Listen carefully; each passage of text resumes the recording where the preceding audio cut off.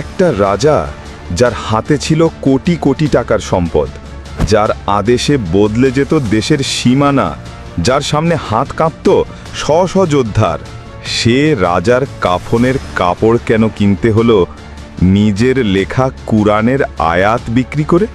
এটা আওরঙ্গজেব আলমগীরের গল্প, একজন আল্লাভীরু বান্দার গল্প।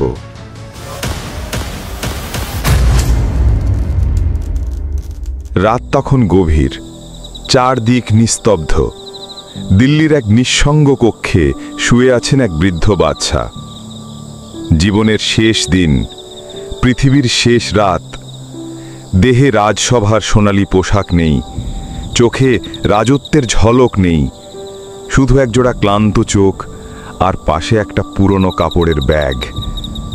হ্যাঁ, সেটাই ছিল বাদশাহ আওরঙ্গজেবের সব থেকে মূল্যবান সম্পদ, কারণ তাতে ছিল তিনি নিজ হাতে লেখা কুরআনের আয়াত, যেগুলো বিক্রি করেই তিনি হালাল উপার্জন করতেন নিজের রুটি রুজির জন্য, নিজের দাফনের কাপড়ের জন্য।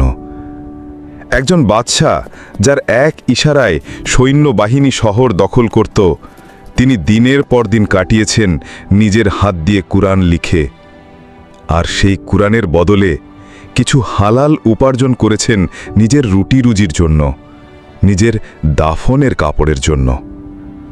সেদিন শেষ রাতে তিনি তার ছেলেদের ডাকলেন। তার কণ্ঠ তখন কাঁপছে, নিঃস্ব কিন্তু দৃঢ়। আমার দাফনের কাপড় যেন এই কুরআন লেখার টাকায় কেনা হয়। আমি কোনো হারাম টাকায় আমার দেহ মোড়াতে চাই না। আমি জানি আল্লাহর দরবারে এই হবে আমার আসল রাজত্ব।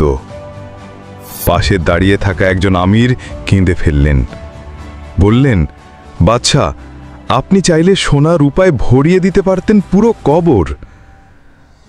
আওরঙ্গজেব শুধু মুচকি হাসলেন আর বললেন, আসল জবাবদিহি তো ওখানে, যেখানে বাদশাহ আর ভিখারির মাঝে কোনো পার্থক্য নেই। সেই রাতেই আল্লাহর এক প্রিয় বান্দা এই দুনিয়ার রাজত্ব ছেড়ে অন্য এক রাজ্যে পাড়ি জমালেন।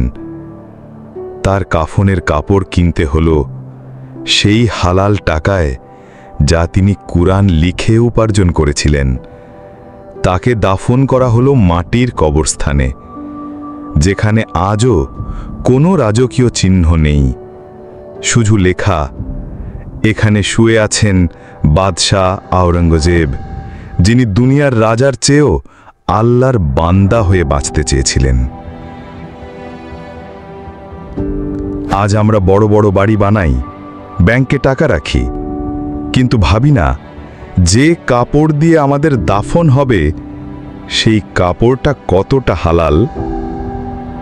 বাদশাহ আওরঙ্গজেব আমাদের দেখিয়ে গেছেন, আসল সফলতা সিংহাসনে নয়, আসল সফলতা হলো দাফনের কাপড়টাও যেন হালাল হয়।